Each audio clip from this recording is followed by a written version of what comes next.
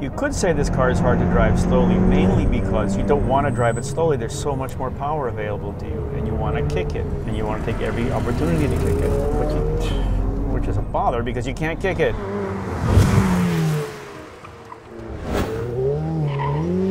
We are here in Maranello at the Pista di Fiorano with the new Pista.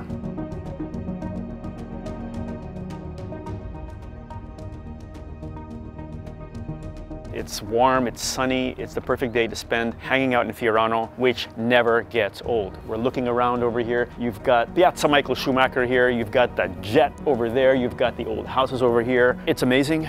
It's always fun. The car feels meant for the track in terms of the sizing, the positioning, everything, but is actually very tractable on the road. We make this hard right, but we accelerate. I don't want to say it feels cumbersome on the road because it doesn't, but you do get the feel that this is a car meant for some seriousness. The name Pista comes not from the fact that this is a race car. It is not.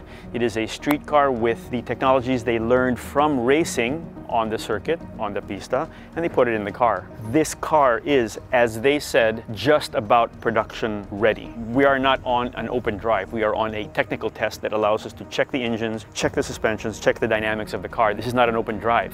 As you can see, we can't go out with this car in anything other than a camouflaged form. So you're not going to see beautiful photos of me in the mountains with a bright red Ferrari. It's going to be this, which personally I like a whole lot more.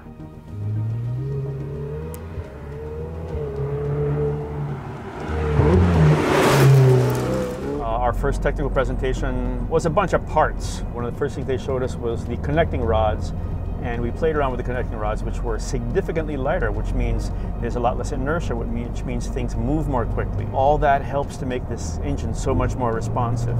The base car for this was amazing to begin with. It was turbocharged, but it had almost no turbo lag.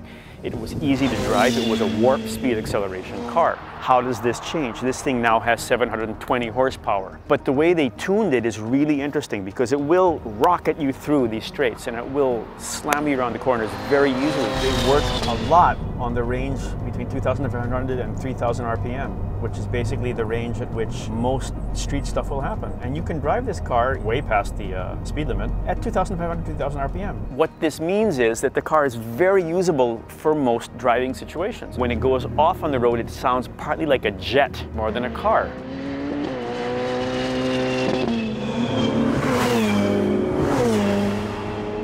It's smooth, it's calm, it's quiet. You're not going to annoy the villagers that you're driving through. As a matter of fact, some of the villagers did not even notice we were driving through in this basically camoed up Ferrari. Now here is where we would be braking hard, position out this way, rumble through, and this is where we have a quiet zone. We have to go gas off. That's nearest to the town. So here we'd basically be gas off because at this point your exhaust is aimed at the people over there. So you kind of coast here up until it's gas on, then you stomp on it here. And here we go, gas on. Stomping is fun in this car. It's very quick. It is surprisingly easy to use.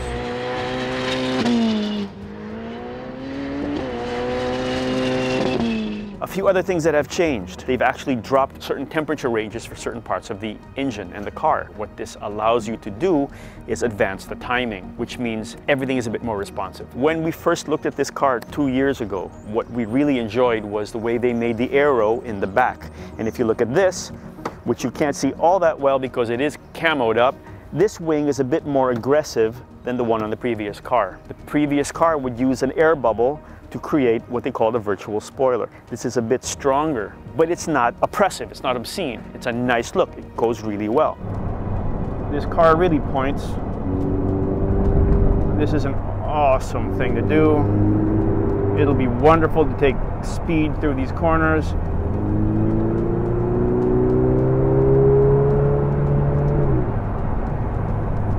This is that tight,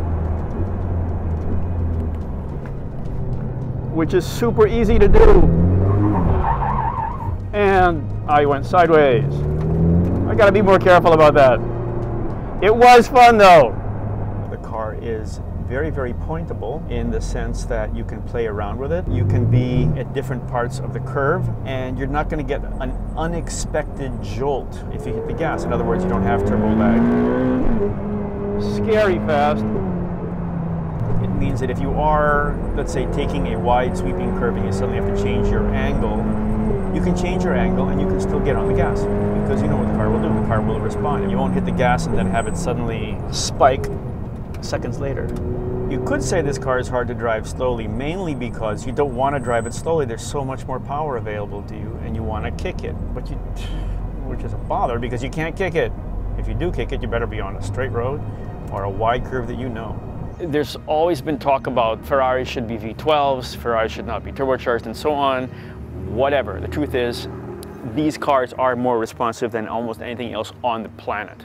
They are also more drivable. They are also safer. So what does this car do to people? It gets more people to have more fun in these cars than before. You will have more accessible fun. You will enjoy this more. So you can have all the power that you want, all the ability to slide the car around, which we did, and yet you can have a soft suspension setting, which means you can use it in the mountain roads where there are potholes, which we did, or if you are the type where you want the hottest car with the softest ride, then you can set that up as well. You get all the points for style, all the cred for having the hottest car, and yet it's a pretty comfortable ride.